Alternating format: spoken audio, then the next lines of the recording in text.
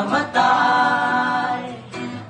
Nasa teleskop, nakatutok sa hihing ng kalawakan. Kahit malayo ka, meron kaming malalaman. Mga pilosopo ay nagpapaliwanag.